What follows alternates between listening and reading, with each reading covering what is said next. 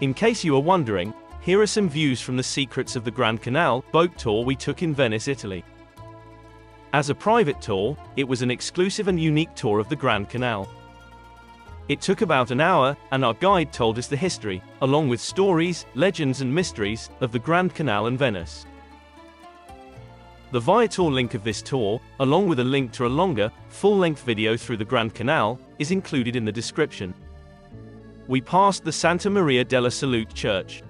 Legend has it that it was built as a result of a vow made by the Doge during a terrible plague in 1630.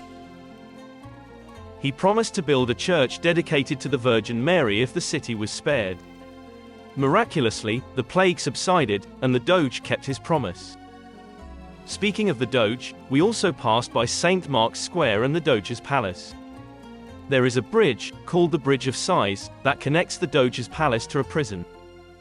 Although that seems far from romantic, it is said that couples who kiss under the bridge at sunset will enjoy eternal love and happiness.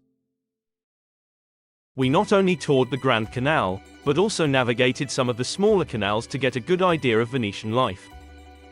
The Grand Canal is the main waterway of Venice, and is one of the most famous canals in the world.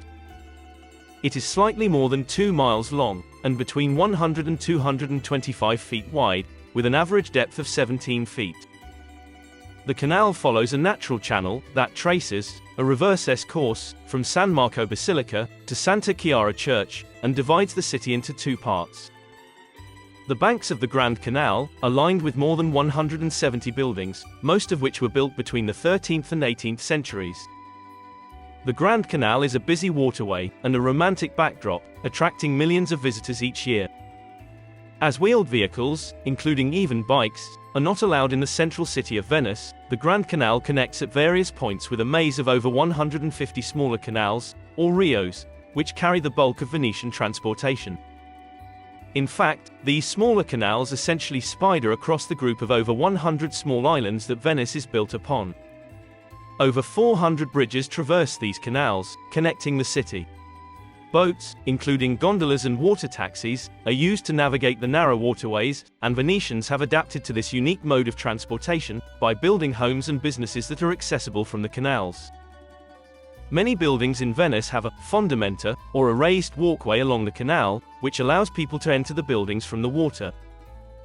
The unique beauty and romance of Venice's canals has inspired artists and writers such as Canaletto, Turner, and Hemingway. Some of the smaller canals in Venice are only a few feet wide, and some are even too small for boats to pass each other. As a result, gondoliers have to coordinate with each other to make sure they don't collide. Because space is at a premium in Venice, many Venetians have adapted to living in small homes and apartments that are situated along the canals. Some Venetians even live on houseboats. Unfortunately, due to the high cost of living, lack of job opportunities, and the impact of mass tourism, the population of Venice has been decreasing for several decades. The city's population has nearly halved since the 1950s, declining from 121,000 to 62,000. Sadly, experts predict that if this trend persists, Venice may soon become a city without residents within the next 30 years. That being said, Venice is working hard towards sustainable tourism, job creation, and community initiatives to preserve its unique culture and traditions. As such, the city continues to adapt and evolve, while also preserving its cultural and historical legacy. You also travel underneath one of Venice's most iconic landmarks, and a popular tourist destination, the Rialto Bridge. The Rialto Bridge is the oldest bridge crossing the Grand Canal. It was built in the closing years of the 16th century, replacing the previous wooden structures that had spanned the waterway. The bridge was designed and built by Antonio da Ponte and his nephew, Antonio Contino, following a design competition. The Rialto Bridge is steeped in legends and stories. One sad legend is that the great architect Antonio da Ponte lost his wife and unborn child while constructing the bridge. To complete it, he made a deal with the devil, resulting in the devil taking his wife and child as payment. And with that last story, we end the video. Thank you for watching. Please like and subscribe.